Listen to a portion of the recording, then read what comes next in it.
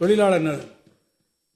திறன்மிக்க மனித வளத்தை அதிகரித்திடவும் தொழிற்சாலைகளின் தேவைக்கேற்ப தொழிற்பயிற்சி அளித்து இளைஞர்களுக்கு பயனுள்ள வேலைவாய்ப்புகளை பெற்றுத்தருவதற்கும் திருநெல்வேலி மாவட்டம் திசையன்விளை, புதுக்கோட்டை மாவட்டம் ஏம்பல், காஞ்சிபுரம் மாவட்டம் சாலவாக்கம், மயிலாடுதுறை மாவட்டம் செம்மனார்கோயில், அரியலூர் மாவட்டம் தாப்பலூர், ராமநாதபுரம் மாவட்டம் திருவுத்தரகோசமங்கை, திருச்சி மாவட்டம் மணப்பாறை, திருப்பூர் மாவட்டம் காங்கேயம், தென்காசி மாவட்டம் குருக்கல்பட்டி மற்றும் நாமக்கல் மாவட்டம் திருச்செங்கோடு ஆகிய 10 இடங்களில் தலா 4 தொழிற்பிரிவுகள் கொண்ட புதிய அரசு தொழிற்பயிற்சி நிலையங்கள் மொத்தம் 152 கோடி ரூபாய் செலவில் துவங்கப்படும். இதனால் ஆண்டொன்றுக்கு கூடுதலாக 1308 மாணவ மாணவியர் பயிற்சி பெற்று பயனடைவர்.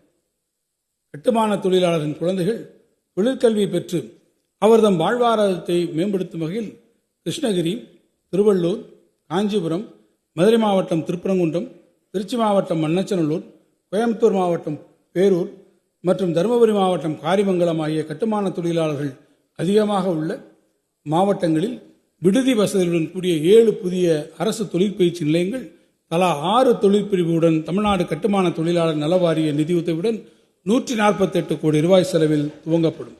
இதனால் ஆண்டொன்றுக்கு கூடுதலாக 1370 மாணவ மாணவியர்கள் பயிற்சி பெற்று பயனடைவர்.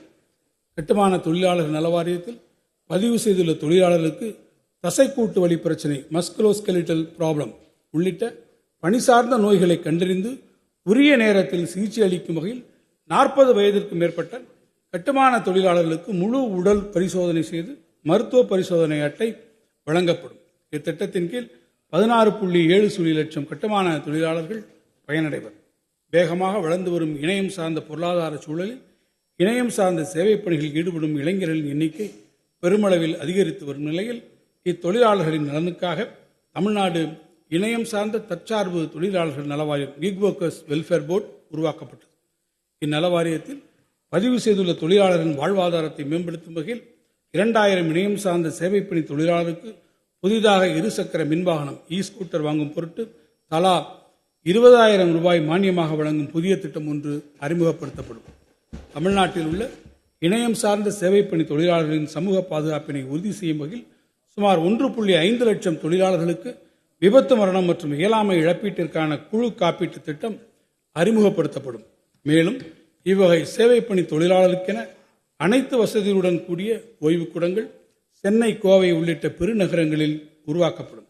இந்த வரவு செலவு திட்ட மதிப்பீடுகளில் தொழிலாளர் நலன் மற்றும் திறன் மேம்பாட்டுத்துறைக்கு 1975 கோடி ரூபாய் ஒதுக்கீடு செய்யப்பட்டுள்ளது.